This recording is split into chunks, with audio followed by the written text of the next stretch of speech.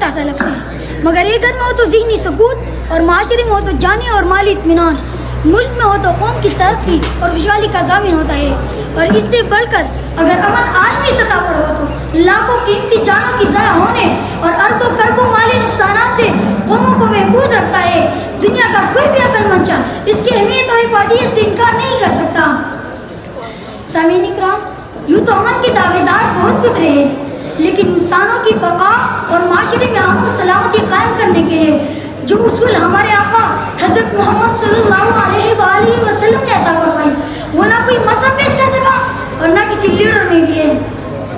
صدر جی وقار، جب انسانی تاریخ کی برق گردانی کی جائے تو ہمیں جہالت، ظلم، ناانصافی، بے راہ روی اور انسانی جانوں کے کشت خون کی بھیانک تصویریں دیکھنے کو ملتی ہیں۔ ہر طرف تاریکیوں کی سیاہ چادر پھیلی ہوئی نظر آتی ہے کہ دنیا عرب تاریکیوں اور جہالت کی گہری کائی میں سسکیاں لے رہی تھی۔ فسطائیت کے مارے ہوئے لوگ ابتلا کی تاریکیوں میں مکمل طور پر گرے ہوئے تھے۔ عزتوں اور عصمتوں کا وقار ہوا کرتا تھا، جان و مال کا تحفظ ناممکن ہو چکا تھا، بیٹیوں کو زندہ درگور کیا جاتا تھا، بھائی بھائی کو نشاپرب کی طرح ڈس رہا تھا۔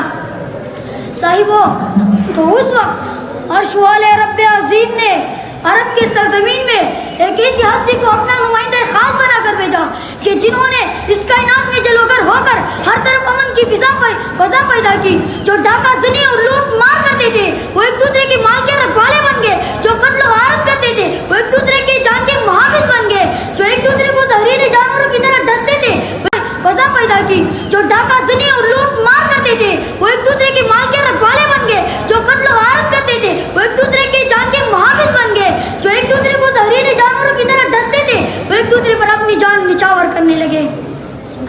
وہ جس نے تخت اوندے کر دیے شاہان جابر کے، وہ جس نے تخت اوندے کر دیے شاہان جابر کے، بڑا ہے مرتبے دنیا میں ہر انسان صابر کے۔ وہ جس کے معجزے نے نظم و ہستی کو سنوارا ہے، جو بے یاروں کا یار اور بے سہاروں کا سہارا ہے۔ صدی جی وقار، پیغمبر امن نے امن کی ایسی فضا قائم کر دی کہ وہ لوگ جن کی اپنی کوئی رائے نہ تھی، جو غلامی کی زنجیروں میں جکڑے ہوئے تھے، ان کو غلامیوں سے نجات دلایا۔ پیغمبر امن نے سال ہر سال برسر بیکار قبیلوں کے مزاج کو اتنا تبدیل کر کے رکھ دیا کہ موقعات کے بعد انصار اور مہاجرین میں تمیز کرنا مشکل ہو گیا۔ یہ پیغمبر امن کی آمد کا صلہ تھا کہ معاشرتی و اخلاقی اقدار کی جو بنیاد آپ صلی اللہ علیہ وسلم نے رکھی، آج تک پورا عالم اسلام اس پر فخر کرتا ہے۔ اگر ہمارے آقا امن کی داغی نہ ہوتے تو زبان نبوت سے الفاظ صادر نہ ہوتے۔ نہیں ہے مومن توان کرنے والا اور نہ لعنت کرنے والا اور نہ پشت بکنے والا۔ اگر پیارے پیغمبر امن کی داغی نہ ہوتے تو زبانیں تو کبھی بھی یہ نہ فرماتے سباب المؤمن فسوق وقاتلہ کفور، یعنی مومن کو گالی دینا فسق ہے اور اسے قتل کرنا کفر ہے۔ یعنی مسلمان کو گالی دینا فسق ہے اور اسے قتل کرنا کفر ہے۔ مسلمان وہی جس کی زبان اور ہاتھ سے دوسرے مسلمان محفوظ ہے۔ اللہ تعالیٰ